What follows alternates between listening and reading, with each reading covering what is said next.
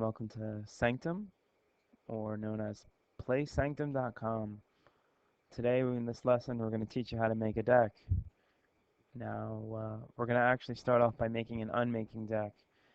It seems fairly easy, but as simple things are, it can get very complicated. Alright, let's start off with our deck builder and what's going on in here. If you'll notice at the top, I've actually reorganized my buttons to make it really easy to look at. I've also opened a new deck file and made it so the grid has a 3 and the second. I'll get to that later. First off, let's go through and filter out all the colors that we don't need. So that's everything but red and green. Alright, I can flip through my collection real fast here. The first and easiest thing when you're just stuck and you don't really understand, the most important thing in Sanctum is called blockers. So let's drop everything that Unmaking can offer us for blockers. Blockers are monsters and terrain, basically. Those are the two things. Terrain is mountains, water, voids, changing lands, things like that, and monsters are pretty obvious. So I'm actually going to drag and drop them all in here so you can take a look and see through them all. Let's just go through obvious monsters. And I'm going to put 4 of all of these because the goal of every deck is to have the most amount of blockers as possible. We're going to put 4 Gatemouth in for now, but I'm going to explain why you're probably not going to want to do that later. So first off, we're going to go and pick all the obvious choices. We'll just pick all 4 of them. And there's our werewolf. And there's our 4 voids.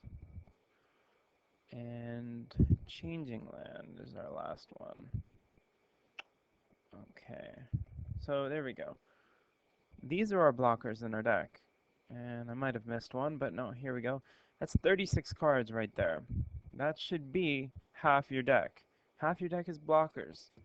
If you have half your deck as blockers, then you'll understand why Unmaking has always been so powerful. Because if half your deck is blockers, that means you can always constantly stop your opponent. It's not about killing your opponent's minions, it's just about stopping them. So this is really powerful right here. Let's go with our next up. Alright, the next cards that we're going to go through all the other cards that you're going to need in this deck. We can go through them one by one, but let's just take the obvious one. We'll take 4 Berserkers, 4 Burst of Strife. Burst of World is never going to be needed because we're never going to cast more than 4 worlds, so that's not going to happen in this deck, so it's never worth it. We're going to go with just the obvious cards now. 4 Disintegrates. Now, Entropy is a really important card because it can destroy towns and also protect your towns. So that's 2 of the most important things that the reason why Unmaking is so powerful, because it can stop Despair with its Entrophias, and it can also destroy found cities and settlements, which is extremely vital to winning. Alright, we're going to put 2 Fingals in. 2 Heroes is a kind of another obvious standard thing. But I'll explain that more for a lot more in detail. Okay, again, I'm not even going to choose all that. 4 Jinx. And I'm passing up a lot of obvious card choices here. 4 Plains. Okay.